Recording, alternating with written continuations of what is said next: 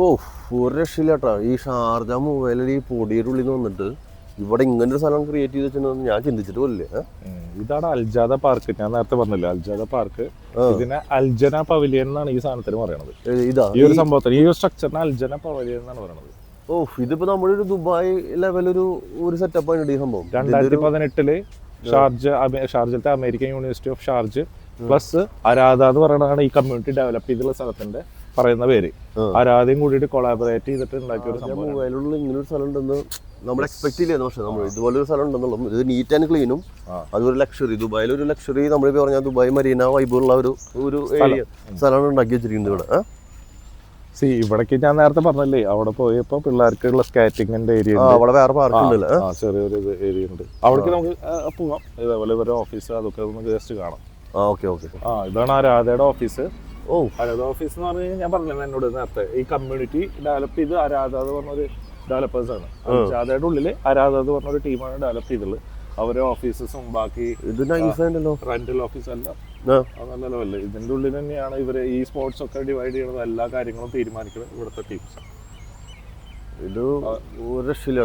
വാങ്ങിക്കുന്ന ആൾക്കാർക്കും വാങ്ങിക്കാം. 500,000 ദിറംസ് തൊട്ട് സ്റ്റാർട്ട് ചെയ്യുന്നുണ്ട്.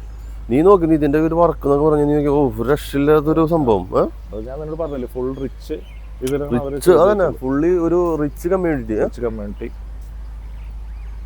പിന്നെ വേറൊരു കിടല സ്പോട്ടാണ് ഇത്. ഈ പറഞ്ഞ ഷാർജ ഈ അൽജാദ പാർക്കിനെ സ്കേറ്റേഴ്സ് പാർക്ക് എന്നും കൂടി ഒരു പേരുണ്ട് കേട്ടോ.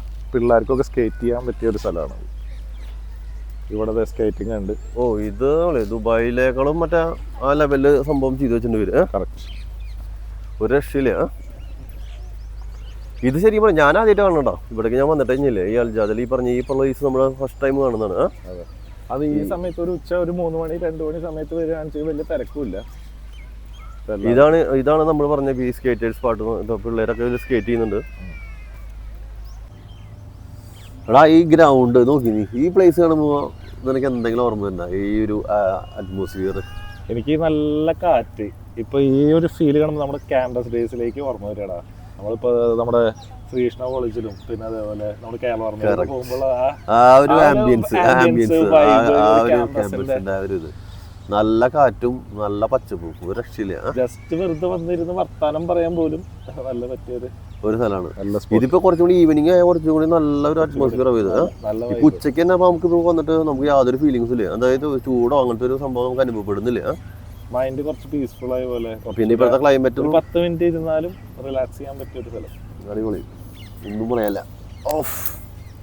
ഓക്കെ.